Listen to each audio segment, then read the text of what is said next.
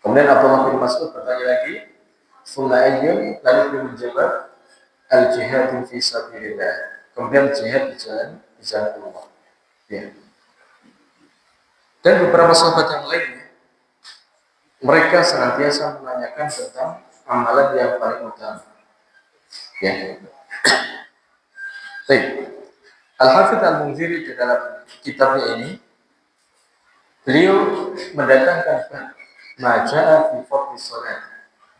Bab terkait dengan hadis-hadis yang telah disampaikan yang membahas tentang fadli salat, keutamaan salat. Ya, sejumlah nas yang telah datang dari Nabi SAW yang membahas tentang keutamaan salat. Kemudian mu'alif memulai dengan satu hadis yang diriwayatkan oleh sahabat Abu Hurairah radhiyallahu taala anhu.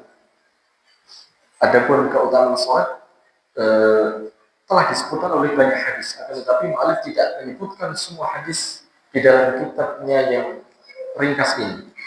Hanya disebutkan beberapa saja. Rawa Abu Hurairah radhiyallahu taala anhu. Sahabat Abu Hurairah radhiyallahu taala anhu beliau meriwayatkan anna Rasulullah sallallahu alaihi wasallam qala, sesungguhnya Rasulullah sallallahu alaihi wasallam beliau telah bersabda, as-salawatul khamsu wal jum'atu ilal jum'ati kaffaratun lima bainahunna ma lam tughshal kaba'ir wa fi lafzin ramadhanu ila ramadhana akhrajahu Muslimun. Ya. Abu Hurairah radhiyallahu taala telah meriwayatkan bahwasanya Rasulullah sallallahu alaihi wasallam telah bersabda, salat 5 waktu Jumat menuju Jumat berikutnya adalah kafaratun, penghapus dosa. Lima bainahunna, untuk jarak di antara keduanya, antara satu Jumat dengan Jumat berikutnya, antara satu salat dengan salat berikutnya, sampai lima kali salat dalam sehari semalam. Menjadi kafarat 5 bainahunna. Malam tukhsyal kaba'ir, selama ditinggalkan, atau dalam satu riwayat ujturibat, yakni dijauhkan atau dijauhi dosa-dosa besar. Ya. Adapun dosa besar tidak terhapus dengan amalan-amalan seperti ini, tetapi dosa besar itu harus dengan taubat. Nah, kemudian dalam lafaz yang lain disebutkan Ramadan ila Ramadan. Satu Ramadan menuju Ramadan berikutnya adalah kafar, penghapus dosa-dosa selama yang ditinggalkan dosa-dosa besar. Yakni menghapuskan dosa-dosa kecil. Ya. Nah, kita bacakan syarah dari Fadilatul Syekh Abdul Razak Hafidhullah Ta'ala. Kita langsung bacakan terjemahnya. Mu'allif rahimahullah ta'ala memulai kitab fadailnya dengan fadlu sholat, yaitu dengan keutamaan sholat, dengan mempertimbangkan as-sholatu a'zamu arkanil Islam. Jadi pertimbangannya karena sholat itu merupakan sebesar-besar dari rukun Islam setelah 2 kalimat syahadat. Nabi SAW bersabda, bunyal Islam ala khamsin, Islam itu dibangun di atas 5 perkara. Syahadati an la ilaha illallah wa anna Muhammadan abduhu wa rasul. Yang pertama, Islam tegak di atas 2 kalimat syahadat, yaitu la ilaha illallah Muhammad abduhu wa rasul. Ya, persaksian bahwasanya tidak ada ilah yang hak kecuali hanya Allah, dan bersaksi bahwasanya Muhammad sallallahu alaihi wasallam adalah hamba Allah, yakni abdul malik, hamba yang tidak boleh disembah. Ya, karena beliau sendiri menghambakan dirinya kepada Allah SWT, mendekatkan dirinya kepada Allah SWT dengan melaksanakan perintah-perintah. Wa rasuluhu, dan beliau SAW adalah utusan Allah. Kata para ulama, rasulun la yukadzdzab, yakni rasul yang tidak boleh didustakan perkataannya. Nah, kemudian iqamis shalah. Ya, Islam dibangun di atas iqamis shalah, yakni menegakkan salat. Ya, tidak disebutkan fi'lis shalah, mengerjakan salat, tetapi iqamah, ya, kata para ulama maknanya eh, melaksanakan syarat-syaratnya, kemudian juga rukun-rukunnya, wajib-wajibnya, ditambah lagi dengan sunnah-sunnahnya, dan memperhatikan waktunya. Begitu pula memperhatikan kekhusyukannya di dalam sholat. Itu namanya iqamah. Ya, jadi Islam itu bukan sekadar melaksanakan sholat, tetapi iqamah. Ya, memperhatikan syarat sholat, kemudian rukunnya, ya, wajib-wajibnya, sunnahnya, dan dilaksanakan di waktunya. Dan begitu pula ada khusyuknya. Ya. Ini yang diperintahkan oleh syariat. Karena ketika kita mengerjakan sholat sebagaimana yang diinginkan oleh Allah, maka sholat itu akan membuahkan berbagai macam buah yang sangat indah. Di antaranya Allah sebutkan inna sholata tanha 'anil fahsya'i wal munkar. Ya. Sesungguhnya sholat itu akan mencegah pelakunya dari perbuatan keji dan munkar. Ya. Dan beberapa faedah yang lainnya. Kemudian kita zakah, menunaikan zakat, wa hajjil baiti, haji ke rumah Allah, yakni Makkah, yakni Baitullah, yang dimaksud adalah Ka'bah yang ada di Makkah. Wa shaumi Ramadan, dan puasa Ramadan. Ya. Jadi disebutkan dalam hadis ini bahwasanya salat itu adalah rukun Islam yang kedua setelah dua kalimat syahadat. Kemudian saya mengatakan wahya imaduddin, dan salat adalah tiangnya agama. Ya, berkata Syekh Shalih Fauzan, ketika khaymah, tenda, tidak ada tiangnya, maka tentu tenda itu tidak bisa berdiri. Begitu pula agama kita, apabila tidak dilaksanakan sholat, maka agama kita ini roboh, tidak akan tegak. Kemudian sholat adalah pembeda antara orang muslim dan orang kafir. Siapa yang meninggalkan sholat, dia telah kafir. Ya, sebagaimana disebut dalam hadis, al-ahdu bainana wa bainahum as-shalah, faman tarakaha faqad kafar. Ya. Jadi yang membedakan antara kita dengan orang kafir adalah sholat. Siapa yang meninggalkan sholat, maka ia kafir. Ya. Kemudian kata Syekh, sholat itu merupakan silah bainal abdi wa rabbih, yakni hubungan antara hamba dengan Rabbnya, penyambung antara hamba dengan Allah Subhanahu wa taala. Ya. Berkata Imam Ibnu Qayyim rahimahullah taala,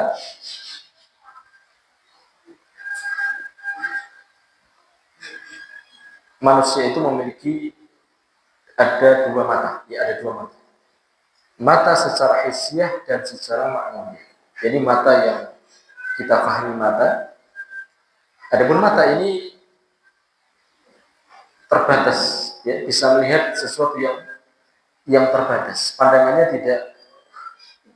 tidak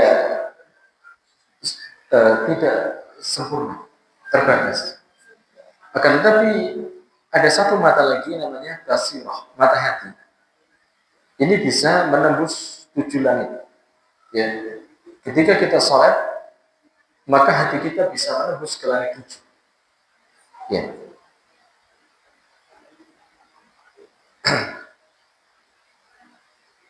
Jadi sholat itu adalah silah penghubung antara hamba dengan Rabbnya. Sebagaimana Nabi SAW bersabda, "Idza shalla ahadukum fa innahu yunaji rabbah." Apabila salah satu di antara kalian sholat, maka sesungguhnya dia itu sedang bermunajat dengan Rabbnya. Ya. Oleh karena itu, Syekh Muhammad Ibn Shalih Al-Utsaimin, yang ketika mensyarah hadis Nabi, ya, ketika itu Rasulullah SAW melihat ada nukhamah atau usok, ya, semacam dahak yang ada di dinding arah kiblat, tampak wajah beliau memerah. Ya. Kemudian beliau pun bersabda bahwasanya salah satu di antara kalian ketika sholat, dia sedang menghadapkan wajahnya kepada wajah Allah. Fala yabsuqanna qudama, wajah. Maka janganlah dia itu merubah ke arah wajahnya ke depan. Ya. Syekh Utsaimin menyebutkan bahwasanya ketika kita sedang sholat, sebenarnya kita sedang menghadapkan wajah kita kepada wajah Allah Subhanahu wa taala. Ya. Maka kata Syekh Utsaimin, hendaklah kita itu menghadap Allah secara zahiran wa batinan, secara zahir dan batin. Karena kita sedang munajat dengan Allah Ta'ala, sedang berhadapan. Kemudian beliau mengajak kita berpikir, bagaimana seandainya ada orang berbicara, ya, berbicara dengan temannya, kemudian dia memalingkan wajah ke arah kanan atau ke arah kiri. Apakah yang demikian ini termasuk bagian dari adab? Tentu jawabannya tidak beradab. Begitu pula dengan Allah SWT. Ketika kita berbicara dengan Allah, bermunajat dalam sholat kita, maka hendaklah kita menghadapkan wajah kita dan hati kita kepada Allah SWT. Ketika orang menghadapkan dengan wajahnya tetapi hatinya ke arah kanan, ke arah kiri, maka ini bagian dari su'ul adab kepada Allah Subhanahu wa taala. Kemudian Syekh Utsaimin membacakan ayat, wallahu alimun bidzatis sudur. Dan Allah Ta'ala itu mengetahui apa yang ada di dalam hati. Ya. Jadi ketika kita sholat, maka kita menghadap Allah SWT dengan zahir dan batin kita. Ya.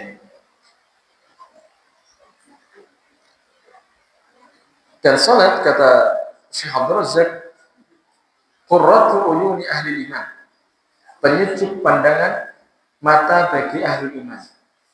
Ya. Warahatu suturihim, dan kenyamanan bagi hati mereka.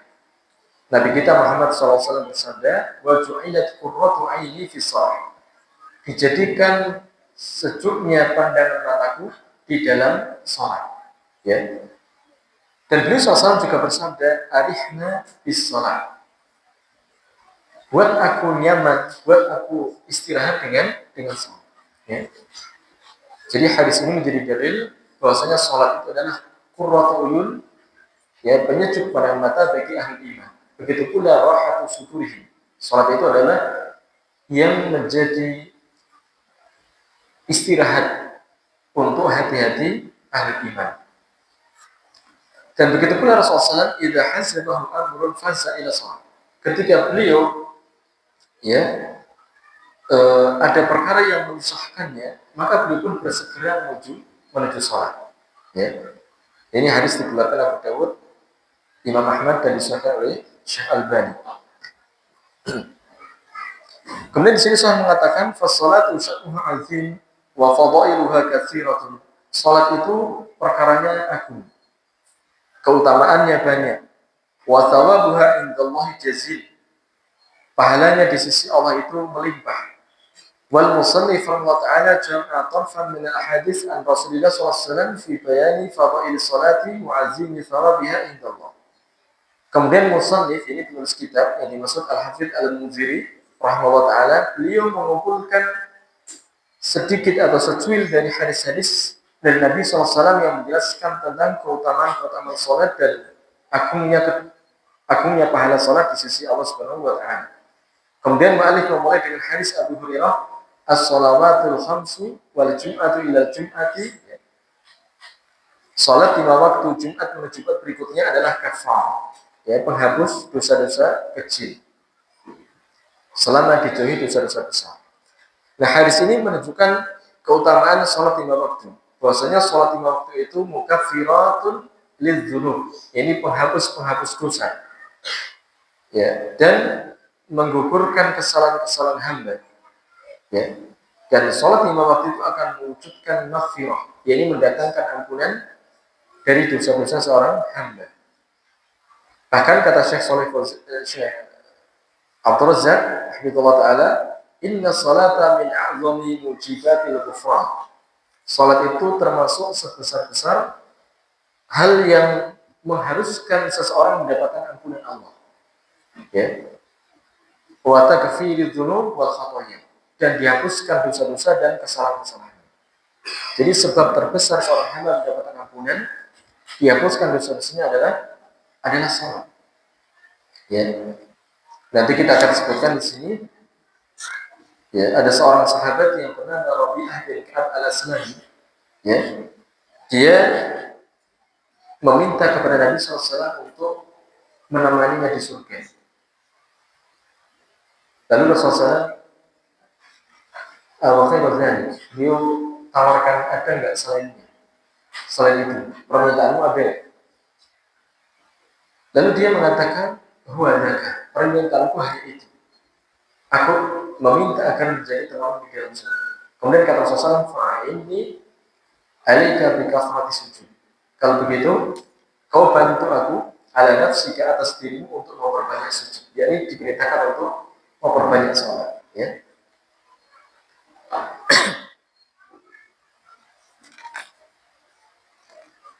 Kemudian saya mengatakan ketika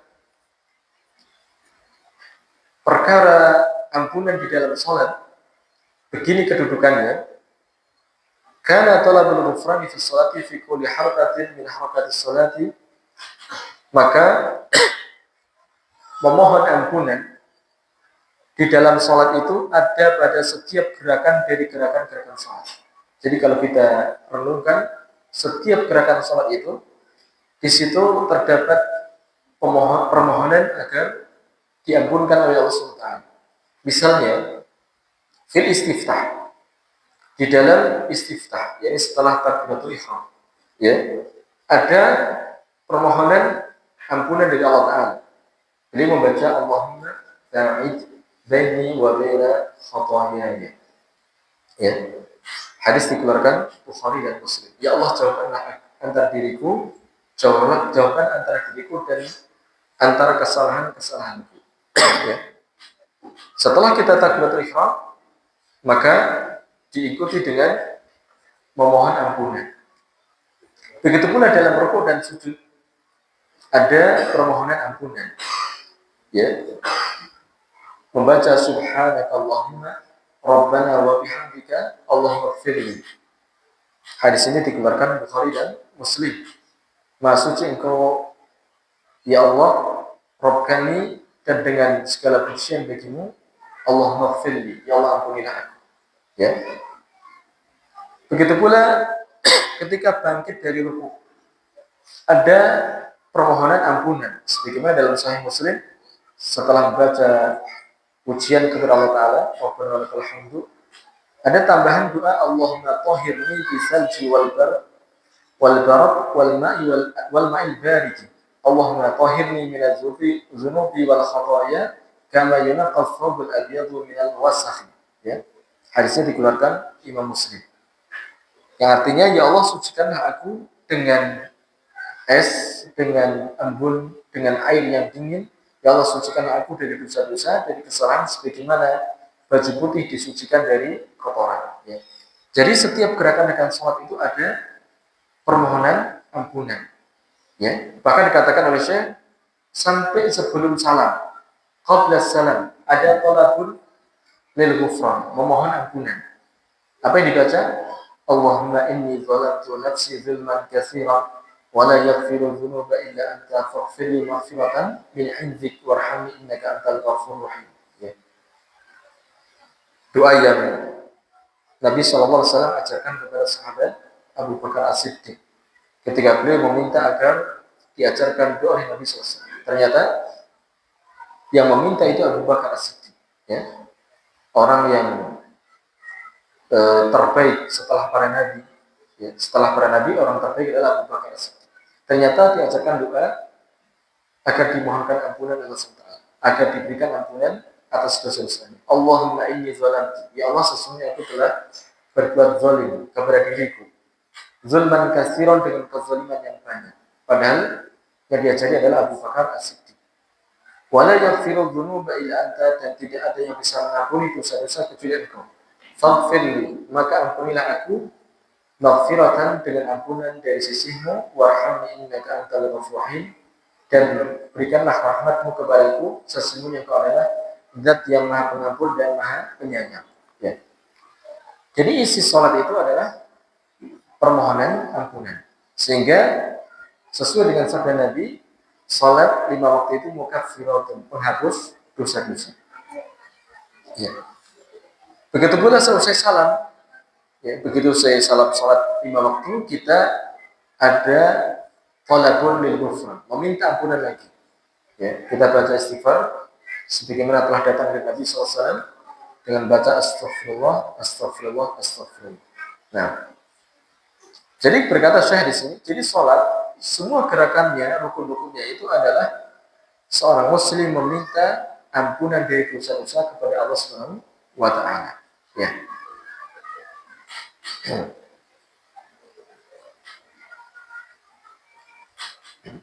Kemudian di sini saya mengatakan wa fi hadzal hadis allati bata bihi musannif. Dalam hadis ini yang di mana musannif atau penulis kitab memulai dengan hadis ini menunjukkan penjelasan bayanu azimi sya'ni shalah. Menjelaskan agungnya perkara salat. Fi babi ghufrani dzunub, dalam bab diampunkannya dosa-dosa. Ya. Jadi ketika kita ingin agar dosa kita diampuni, maka amalan yang terbaik untuk diampunkan dosa adalah sholat. Ya.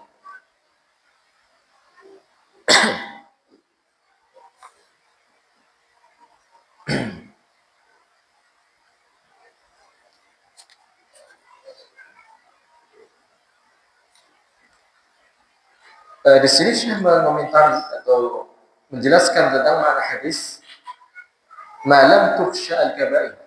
Dalam riwayat yang lain disebutkan majtuni batil kaba'ir, selama dijauhi dosa-dosa besar.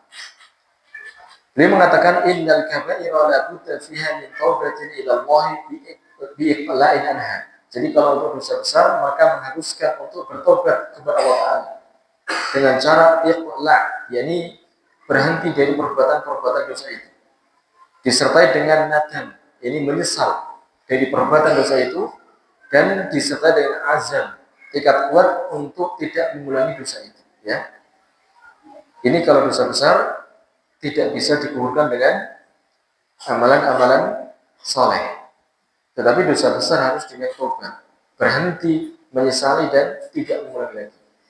Adapun shaghair, dosa-dosa kecil, maka ini bisa dihapuskan dengan ketaatan-ketaatan dan kebaikan-kebaikan. Sebagaimana Allah Ta'ala berfirman, innal hasanati yudhibna sayyi'at.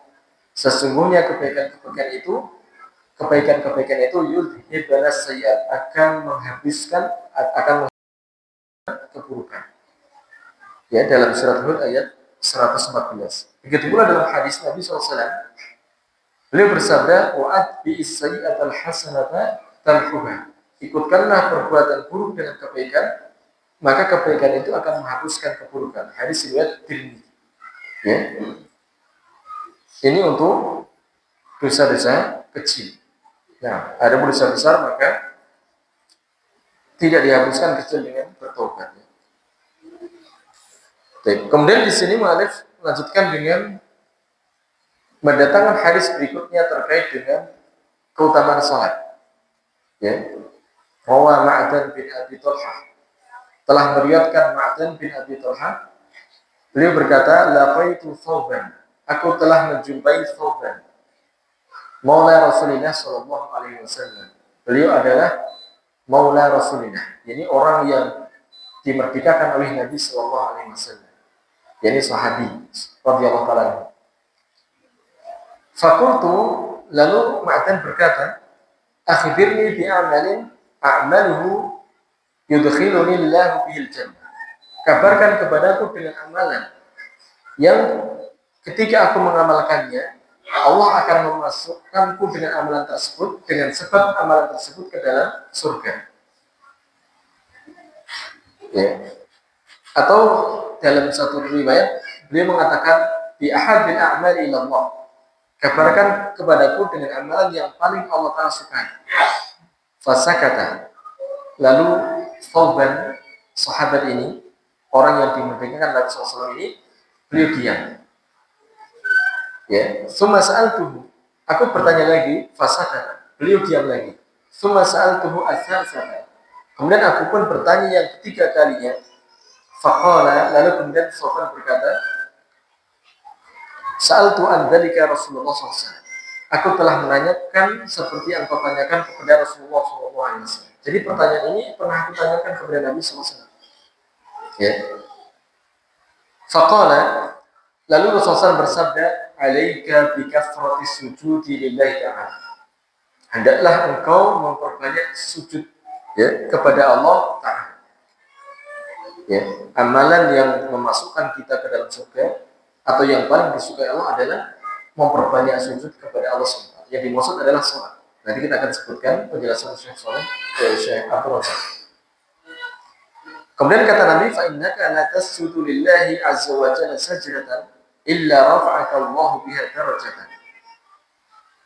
Alasannya karena sesungguhnya tidaklah engkau sujud karena Allah satu kali sujud kecuali Allah akan menaikkanmu dengan sebab sujud itu satu derajat. Ya. Wa hatta anka biha khati'ah, dan Allah akan menghapuskan darimu dengan satu sujud itu satu kesalahan. Ini diantara sebab seseorang akan dimasukkan ke surga, yaitu dengan memperbanyak sujud atau salat. Lalu berkata Ma'dan ini rawi hadis, "Summa laqaitu Abu Darda." Kemudian di suatu waktu aku berjumpa dengan sahabat Nabi yang lain, yaitu sahabat Abu Darda. Fas'altuhu, aku pun bertanya kepada beliau. Faqala li mithla ma qala Thawban. Ternyata jawabannya persis seperti jawabannya Thawban. Jadi dua sahabat ini meriwayatkan yang sama dari Nabi Sallallahu Alaihi Wasallam. Amalan yang memasukkan seorang hamba kepada surga adalah dengan memperbanyak sujud. Baik. Berkata Syekh Abdul Razak hafizahullah taala, "Hadzal haditsu yuwaddihu mada hirsi salaf ala ma'rifati abwabil birri wal khair." Hadis ini menjadi penjelas ya. Lihat bagaimana semangatnya salaf untuk mengetahui bab-bab bir wal khair, yakni kebaikan. Jadi para salaf datang kepada Nabi bertanya tentang pintu-pintu kebaikan.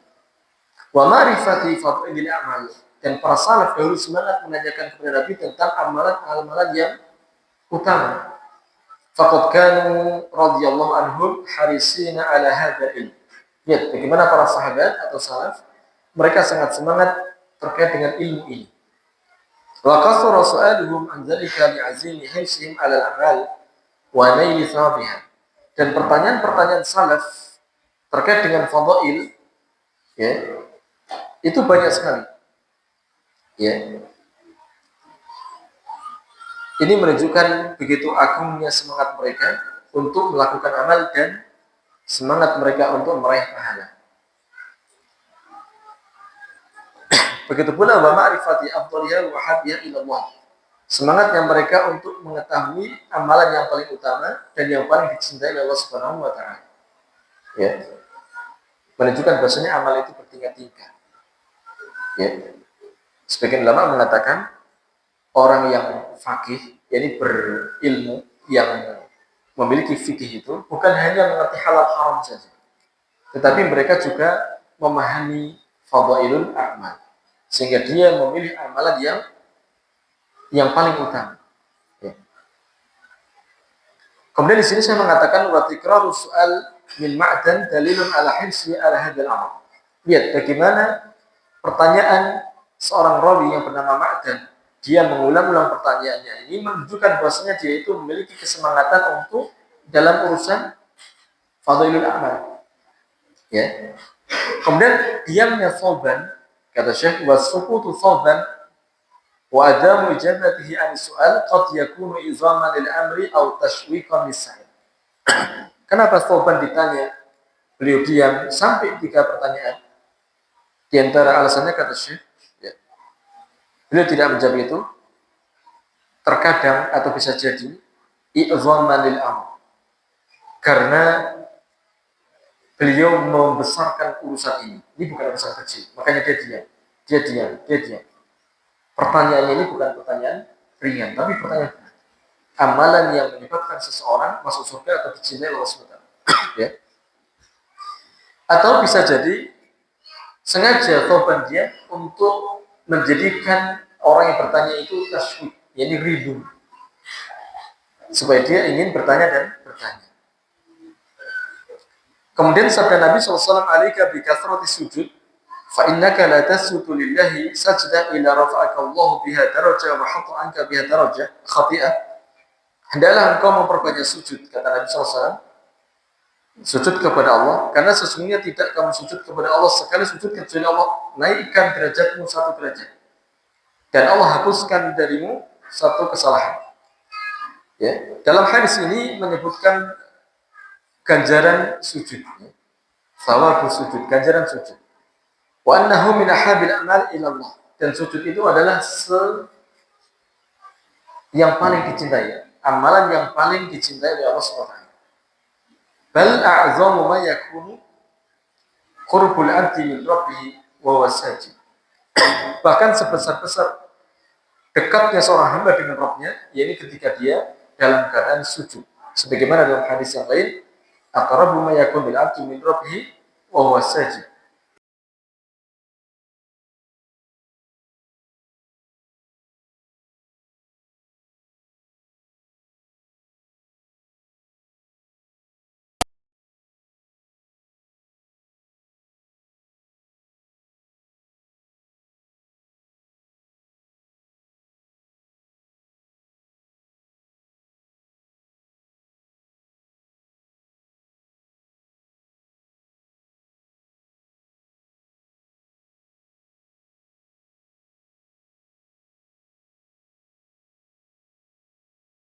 Dekat dengan Rabbnya, karena dia sangat merendah di hadapan Allah Ta'ala.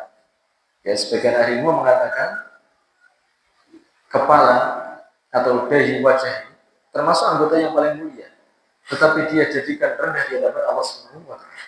Ya.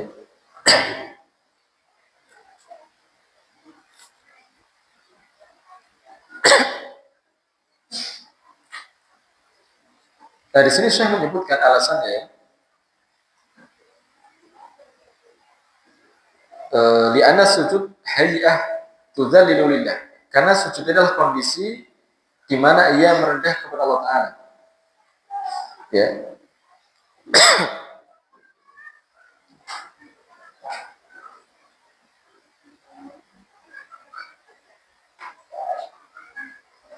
Kemudian di sini saya menceritakan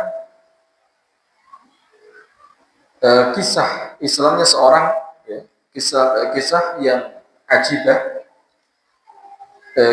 Islamnya seseorang.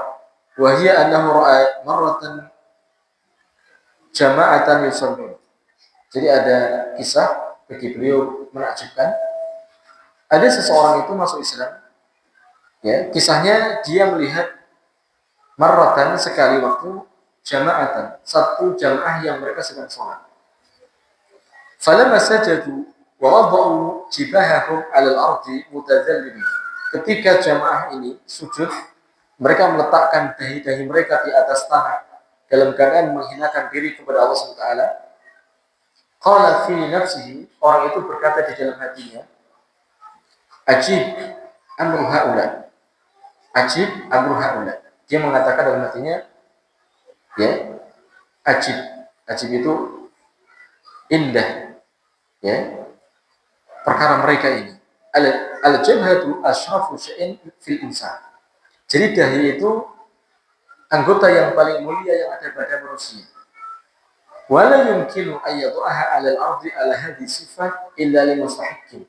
Dan tidak mungkin ia meletakkan dahinya di atas tanah, ya, dengan cara seperti ini kecuali kepada yang berhak, yakni Allah Subhanahu wa Ta'ala.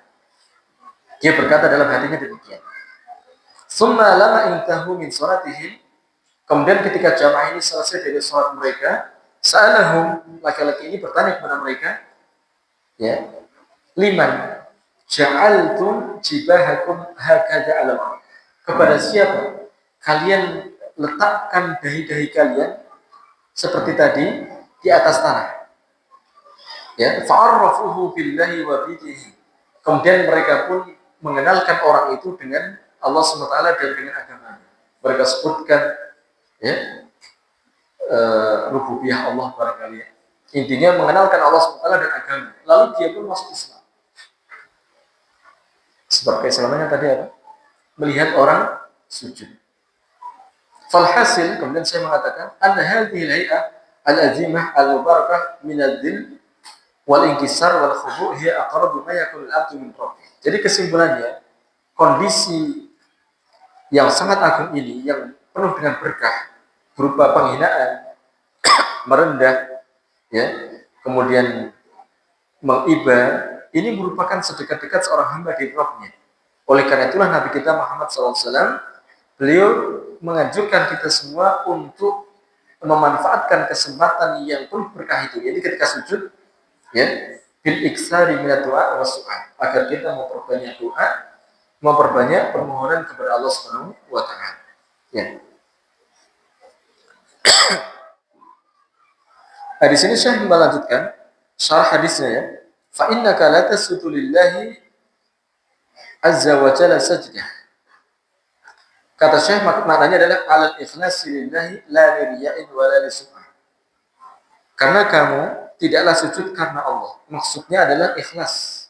Murni sujudnya itu hanya untuk Allah Ta'ala, bukan karena riya atau karena sum'ah, ya. Bukan karena ingin dilihat orang atau karena ingin didengar orang. Ini makna dari la tasjudu lillah. Nah, kemudian Syekh di sini menyebutkan lagi satu hadis yang ada keserupaan makna dari sahabat Rabi'ah bin Ka'ab al-Aslami radhiyallahu ta'ala anhu. Beliau bercerita, "Kuntu abitu ma'an Nabi sallallahu alaihi wasallam." Aku pernah bermalam bersama Nabi sallallahu alaihi wasallam. Fa'ataituhu bi wudu'ihi wa hajatihi. Lalu aku menyediakan Nabi air wudu dan kebutuhannya.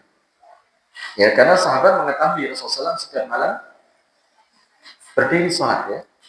Faqala li sal. Kemudian Rasulullah pun berkata kepadaku, mintalah kamu.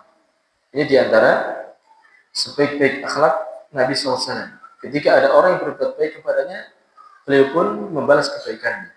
Ya. Fakultu, lalu aku berkata, as'aluka murafaqataka fil jannah. Yang aku minta adalah agar aku menemanimu di dalam surga. Jadi permintaanku kepadamu, aku menjadi temanmu di dalam surga. Lalu Rasulullah SAW tawarkan lagi, ada nggak selain itu? Lalu dia mengatakan, huwa dzaka, itulah satu-satunya permintaanku. Ya, permintaannya besar. Lalu kata Rasulullah SAW, fa'inni ala nafsika bikafratis sujud. Hendaklah engkau bantu aku. Bantu aku atas dirimu untuk memperbanyak sujud. Ya.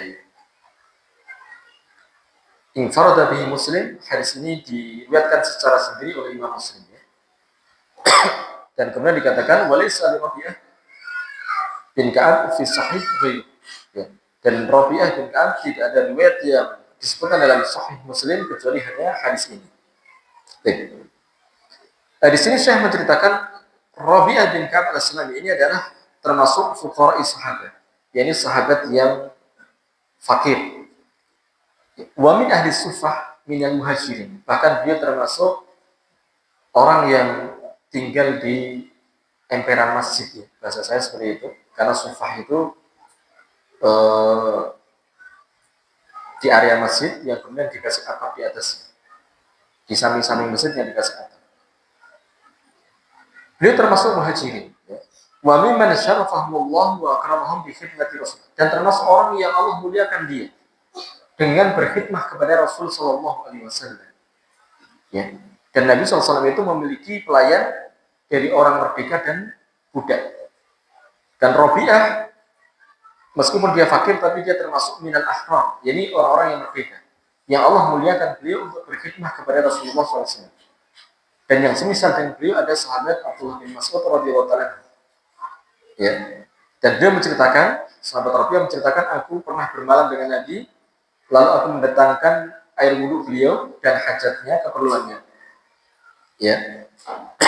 Lalu Rasulullah tawarkan kepadaku, ya, sal, mintalah. Jadi sal ana hajat, ya. Kau butuh apa? Mintalah. Ya, ini diantara karimi khuluqin Nabi SAW. Mulianya akhlak Nabi SAW, ya. Wa mukafaati ahli nushi wal ihsan bima huwa ahsan wa a'zam. Dan beliau membalas orang yang menginginkan kebaikan dengan yang lebih baik dan lebih mulia lagi. Jam berapa? Hampir habis? Berapa menit? Berapa menit lagi? 10 menit lagi. Baik. Ya.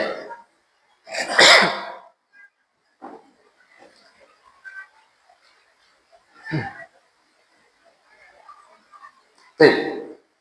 Kemudian Rasulullah menawarkan yang lainnya. Ada nggak selain itu? Ternyata jawabannya huwa dzaka. Maknanya ma uridu ila hadza. Aku tidak menginginkan kecuali ini. Jadi dia berkhidmah kepada Nabi tidak mencari fulus ya, uang tidak, tetapi dia mencari agar menjadi teman Nabi SAW di surga. Fanzur kata Syekh, ila hadhil himmah. Coba lihat, kita perhatikan cita-cita sahabat ini, sahabat yang fakir ini. Ma arfa'aha wa alaha. Alangkah tingginya cita-cita sahabat ini. Apa cita-citanya? Fahuwa innama yuridu murafaqatan Nabi sallallahu alaihi wasallam. Jadi dia tidak punya cita-cita kecuali hanya ini saja, yakni menemani Nabi sallallahu alaihi wasallam. Ya. Kemudian saya mengatakan wala yalzamu min hadhihi al-murafaqah al-matlubah ay yakuna fi nafsi rutbah. Ya. Menemani yang dimaksud ya, tidak mengharuskan bahwasanya dia itu sama kedudukannya dengan Nabi, tidak. Li'anna rutbah wa darajah allati huwa fiha sallallahu alaihi wasallam darajah la yablughu ila wahid min ibadillah. Karena rutbah, tingkatan dan derajat Nabi sallallahu alaihi wasallam ya, di surga itu satu tingkatan yang tidak akan dicapai oleh seorang pun dari hamba Allah. Ya. Dan ini adalah khassah bihi sallallahu alaihi wasallam, khusus untuk Nabi sallallahu alaihi wasallam. Ya. Jadi menemani Nabi itu, kata saya, tidak mesti harus satu tingkatan. Ya. Nah, kemudian Rasulullah memberikan dia bimbingan agar ya, agar memperbanyak sujud. Ya. Di sini kata saya, arsyadahu ila khairil amal. Kemudian beliau pun menunjuki sahabat ini kepada amalan yang terbaik. Yang dimaksud adalah bikasrati sujud. Ya, dengan banyak sujud. Ai kata Syekh Razak, as-sujudu alladzi fi shalah. Ini sujud yang di dalam salat. Berarti fahassahu ala salati wa raghaba fiha. Rasulullah mentarget, memotivasi sahabat ini untuk salat ya, dan memiliki rughbah, dorongan untuk mengerjakan salat. Kemudian saya mengatakan salat pun tilma salat. Ini salat seusai salat. Muksiran minas salat. Artinya dia memperbanyak salat, ya. Wa muksiran minas sujud, dan memperbanyak sujud. Bukan yang dimaksud kata Syekh, laisa muradu bi kasrati sujud ayasudah kada ya sajadat munfaridah. Bukan yang dimaksud berarti sujud secara tersendiri, bukan. Bukan itu yang dimaksud Nabi SAW. Bi kasrati sujud yang dimaksud adalah salat. Ya, bukan berarti sujud tersendiri tanpa sebab, bukan. Innamal muradu as-sujudu allati fi shalah. Tetapi yang dimaksud adalah sujud yang di dalam salat. Berarti Rasulullah ya memaksudkan bikasrat sujud adalah memperbanyak salat ya. Ini diantara keutamaan salat.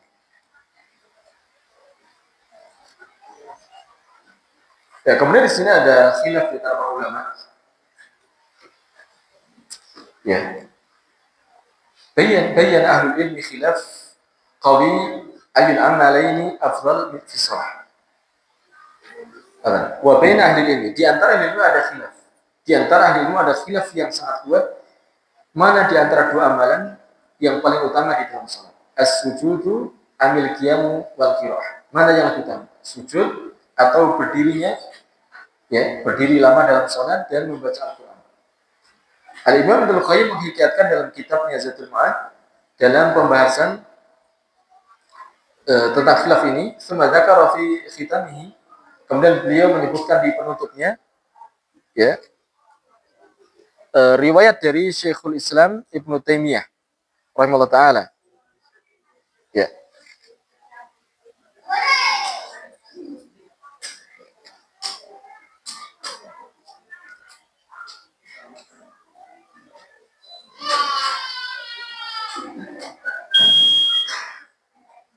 Ya, Ibnu Qayyim kemudian menutup pembahasannya dengan